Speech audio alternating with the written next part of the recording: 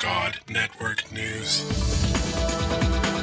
where we give you a new perspective on events happening in our world today. This is GNN.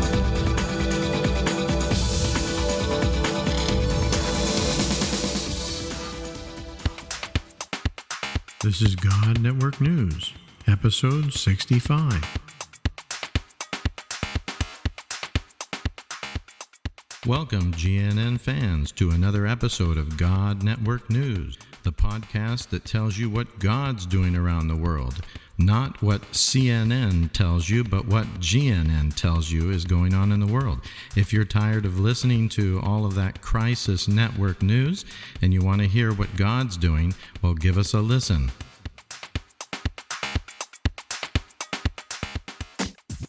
This podcast is proudly listed at podcastpickle.com.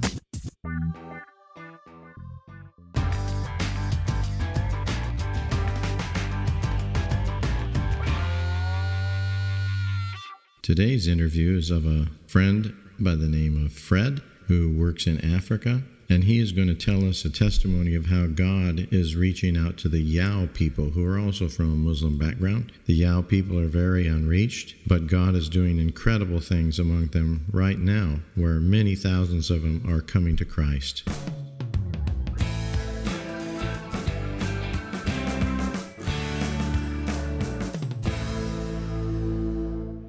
So when we went to work amongst the Yao, for the first 8 years we lived in a city in northern Mozambique, a city called Lishinga. And basically in the first 8 years we just learned what not to do. And then we went to the village for the next 5 years. We set out from the beginning to do a few things differently. And it was just an amazing time of being at the right place at the right time.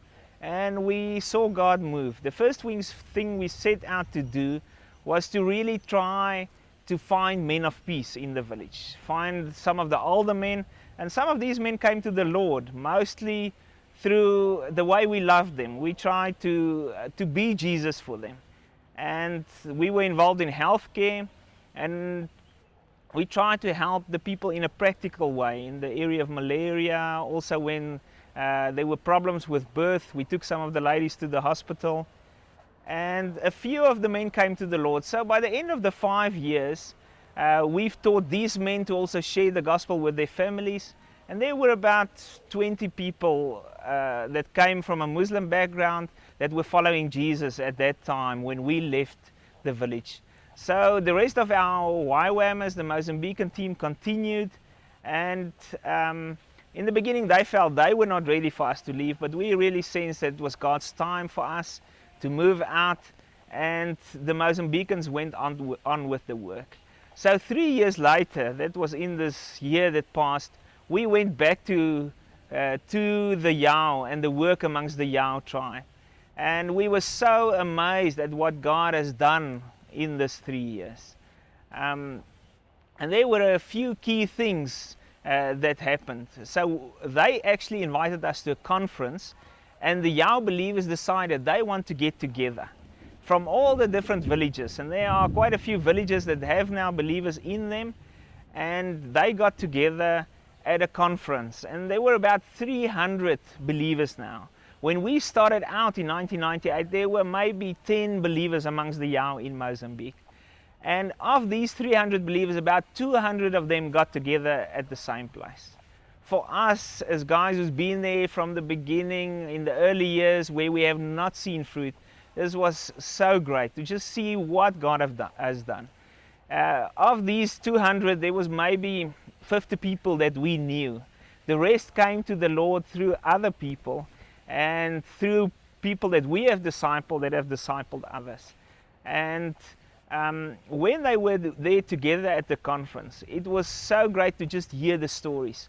The big breakthrough came in the village where we were, came when the first believer died. So when that believer died, it was a crisis, because the Muslim leader said, we are not going to bury this person. She's a believer now, this is your problem. But the believers were ready for that, and they said, we will bury her. And they went out to the graveyard. There's only one graveyard. And they started digging the grave. And when the young Muslim guys heard about it, they came to the gravesite. And they took away all the spades and everything that these young men had to dig the graves. And they said, "You're not going to bury her here."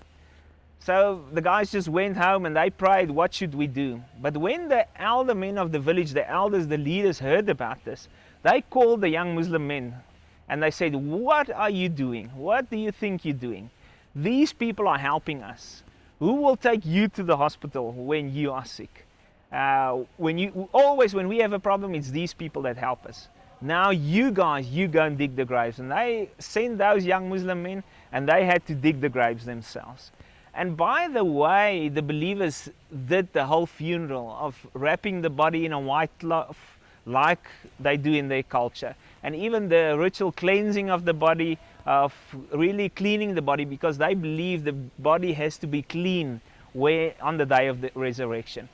And when this person was buried in this way, the fear was gone and many people came to the Lord. Another key issue was the whole worship.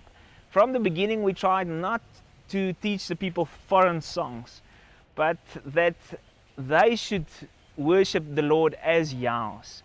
So we gave them audio Bibles and we encouraged them to make their own songs. And there were two brothers that God really gave a gift. So Mustafa and his brother started to make songs and they put words to it, and in their chanting way, they would sing and the rest of the crowd would follow. And it's just been wonderful there at the conference, and I've never experienced anything like that in the time that we were amongst the Yao, where they would just start singing. And as they started singing, the women would stand around and clap, and the men would just put their rhythmic dance to the songs, to the worship. And it was just amazing, because as the dust went up, the Spirit of God just came down in that place. And the presence of God was so powerful. And what amazed us was just the unity in the Yao church, where it's been planted by the different churches, has been planted by different missionaries and by different people. But nobody says this is a Baptist church or this one was planted by the YWAMers. They just say this is the church from this place, this is the church from that place. And it's really such a unity. There's such a unity amongst the believers. And they are looking towards this YWAM team to help them and to disciple them. So there are many small churches, but just the sense of unity. And when we went back at our house, there were fruit trees that we have planted that we've never eaten the fruit of. And this time when we went back, these fruit trees had some fruit, and we ate some of that fruit. And that was just a picture of what God did in this time. And we had the privilege to see some of the fruit years after we planted the seed. And it's not about us, it's not what we did, but to be there at the right place at the right time was just awesome. Another key issue amongst the Yao was the whole initiation, because the church needed to send their kids to initiation, but they didn't want to do that because of all the witchcraft being involved and the sexual things that is being taught at the initiation time. So the church said, but we want to teach our kids, because if a boy is not circumcised, he's not part of the tribe. So the one church started to take some of the boys to the bush, and it was actually the elders of the church that taught the boys in this time. And they also taught them the cultural respect forms, but they did chronological Bible study with these boys and taught them the Bible. And then this last year, the women of the church took the girls, because they also go for 30 days of separation, and in those 30 days they are being taught the cultural things, and then also these ladies discipled them. There was a very big pressure from the community and from the ladies that usually do these things, but the women just stood firm, and there was a lot of prayer and intercession in that time, because with the Yao so much witchcraft is involved. And they just prayed for the protection of these kids and for the ladies, and they discipled the girls. And when they went out, it was the same cultural just welcoming that took place, and a day of feasting, and they were accepted into the tribe, even though it was done in a different way. And it's just so wonderful to see these Mozambicans take up the responsibility to evangelize their own people. And even the guys in the church and their families, they've decided we cannot keep this to ourselves. We need to take it to other villages. So they've started to go 2 by 2 to other villages to proclaim the gospel there.